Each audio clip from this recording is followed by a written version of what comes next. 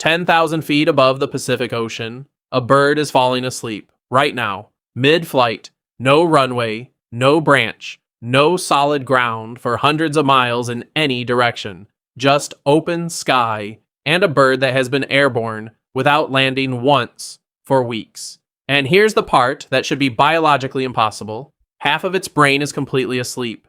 The other half is wide awake, flying the plane, one eye closed, one eye open, watching the sky, watching for other birds, making sure this animal doesn't fall out of the air while it's dreaming. Scientists strapped monitors to this bird's skull to prove it, because for years, nobody believed a creature could actually do this, sleep and fly at the same time, for weeks on end. Today, we're going inside the brain of a bird that never has to choose between sleeping and surviving, because evolution built it a way to do both, simultaneously, thousands of feet above the ocean.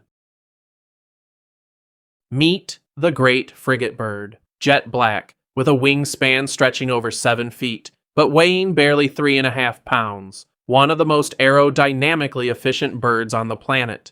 Frigatebirds spend the vast majority of their lives at sea, soaring over open ocean in search of fish, often snatching prey directly off the water surface without ever touching down themselves. Unlike most seabirds, frigatebirds can't land on water at all.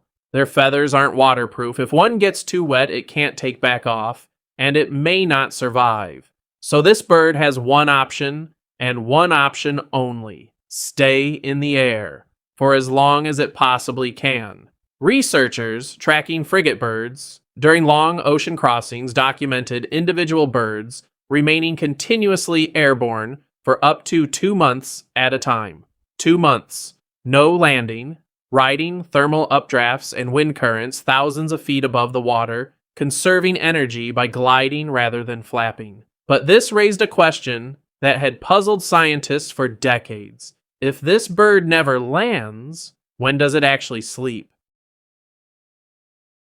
To answer that question, researchers led by neuroscientist Niels Rattenborg at the Max Planck Institute for Ornithology attempted something that had never been done before. They wanted to measure brain activity in real time on a bird flying free over open ocean. The team developed lightweight devices capable of recording an EEG, an electroencephalogram, directly from a frigatebird's brain, along with instruments to track the bird's precise head and body movements throughout flight. Then they released the birds and waited. What came back wasn't just data, it was proof of something scientists had suspected, but never actually confirmed, in a wild bird flying under natural conditions. As the sun set and the birds continued soaring, their brain activity changed. Slow wave sleep patterns appeared, sometimes across the entire brain at once, but often in only one hemisphere at a time. The bird was sleeping while flying, fully airborne, wings still catching wind, still navigating open ocean, and simultaneously, unmistakably, asleep. This is a phenomenon scientists call unihemispheric slow-wave sleep. One side of the brain enters deep sleep. The other side stays fully alert. The mechanism is remarkably precise. Each hemisphere of a bird's brain connects primarily to the opposite eye. So when the left hemisphere falls asleep, the right eye typically closes. The right hemisphere and the left eye stay awake and watching. Researchers observe this exact pattern in the frigatebirds, especially while circling on rising air currents. The hemisphere connected to the eye, facing into the turn, tended to stay awake. The scientists believe this allows the bird to literally watch where it's going, even while half its brain is completely shut down for rest. It's an extraordinary kind of multitasking. Picture doing complex, continuous physical work correctly, safely, for hours, while one half of your mind is genuinely, completely asleep. Not just tired, not just distracted, asleep, producing the same slow, deep brainwave patterns seen during full sleep on solid ground. And the open eye isn't a coincidence. Researchers believe it may specifically help the bird avoid colliding with other frigatebirds soaring nearby in the same airspace. A built-in autopilot, watching the sky, even while its pilot is dreaming. Here's where the research revealed something even the scientists hadn't fully expected.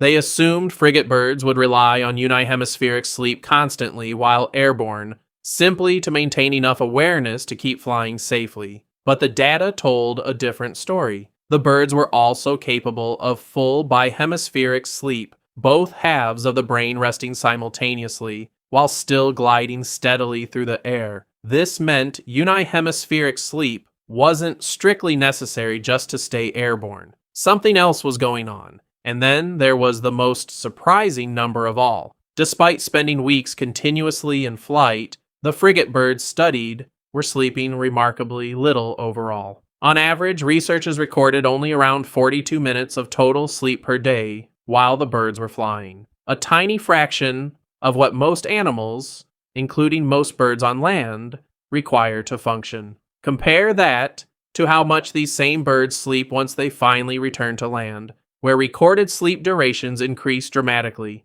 The evidence points towards something remarkable. Frigatebirds appear capable of surviving on drastically reduced sleep for extended periods while flying, function that would leave most animals, including humans, severely impaired. If your brain is having as much trouble processing this as mine did, do me a favor and hit that like button right now. It genuinely helps stories like this reach more people. So why would a bird evolve a brain capable of doing this? The answer comes back to the same brutal problem every frigatebird faces. There is no safe place to land. No branch, no rock, no solid perch anywhere across thousands of miles of open ocean. If this bird needed to shut its entire brain down completely, the way most animals do, it would have no way to survive extended time at sea. Unihemispheric sleep and the ability to function on strikingly little sleep overall may be the evolutionary answer to a problem with no other solution. A way to rest, even partially, without ever losing full awareness of a dangerous, ever-changing environment. Researchers note that unihemispheric sleep appears across many species facing similar pressures: ducks resting near open water, dolphins that must surface to breathe, other seabirds spending extended periods at sea. Different species facing a nearly identical problem. Evolution arriving at strikingly similar solutions again and again because the alternative, full unconsciousness in a dangerous environment, simply isn't survivable. For the frigatebird, sleep was never something that could wait until it found solid ground. So evolution built a way to bring rest into the sky itself. This discovery didn't just solve a mystery about one seabird. It reshaped how scientists think about sleep itself. For decades, sleep was treated as an all-or-nothing state, a switch that flips an entire brain on or off.